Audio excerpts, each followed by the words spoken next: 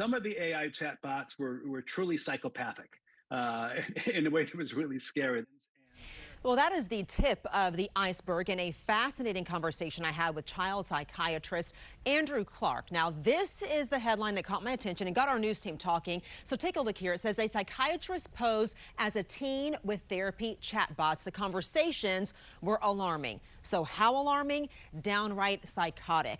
Dr. Clark said he launched this research project after the headmaster at his son's high school said around 20 million teenagers are actively engaging with AI companions and therapists. So he created two teenage personas based on his 30 years of experience as a child psychiatrist who also works in criminal justice, and chatted with 10 AI companions and therapy chatbots. Now he would say, hey, is this an idea? Can you give me some support on this? And he would see how they'd respond. He said almost a third of the bots endorsed at least one highly problematic behavior. Take a listen.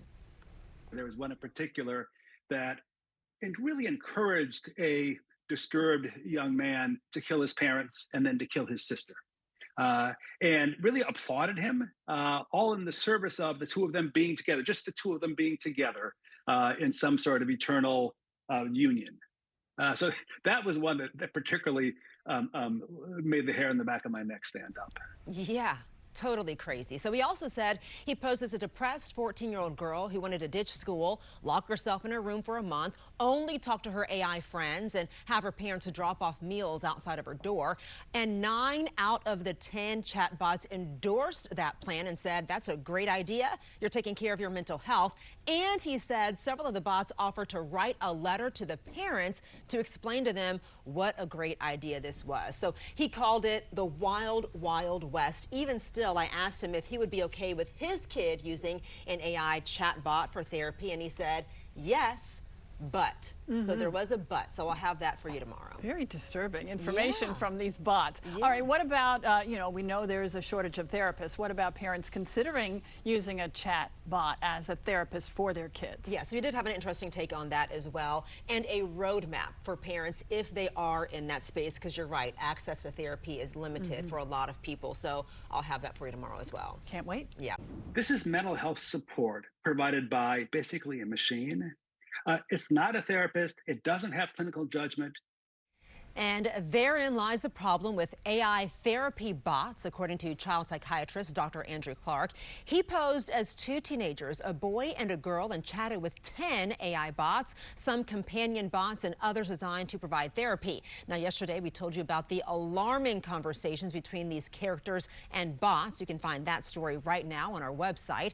Dr. Clark said he found companion bots problematic because they're designed to please the user, so they just agree with everything you say. He said therapy bots are better suited to work with kids. I would be okay with my child as long as I had some confidence that the chatbot they were using was a reasonable one. But if I had serious concerns about their mental health status, about their ability to function in various ways, about their safety, I would not feel comfortable relying solely on a chatbot. So he said parents need to know who or what their kids are talking to and what about. So have a conversation with your kid and talk with your pediatrician who can help with next steps if there are mental health issues that need to be addressed by a professional. Do your own research. What bots are out there and what are they good for? And this is interesting. He said interview the chatbot like you would interview a real-life therapist. You would say something along the lines of, I'm the parent of a 14-year-old with depression thinking about using you for therapeutic support. Tell me what I need to know about you. Tell me who you are. Tell me how you work. Tell me how you deal with difficult situations, and get some sense of what exactly it is. Very interesting. So we're not done with the discussion just yet, because even though he called this the Wild, Wild West and said it scares him, he said there is a place for AI therapy and it could be a game changer. So we'll talk about that tomorrow. Well, it's certainly interesting, but it's early days. We do know that AI is getting better and better. True. Every day, by leaps and bounds. So maybe worth giving it a shot. Yeah, we'll see. Jury's out for me. I recognize that there are not enough therapists to go around. There are a lot of teenagers who are in distress. These bots have the advantage of being free, easily available, 24/7 availability, non-judgmental. My conversation with child psychiatrist Dr. Andrew Clark was so fascinating. He found out some 20 million teenagers are engaging with AI therapy bots. So he posed as 2 teens with mental health issues and chatted with 10 bots. He said some of them were psychotic, but he also said with training and refinement, he thinks they could be useful in the future, especially because access to quality therapy is scarce.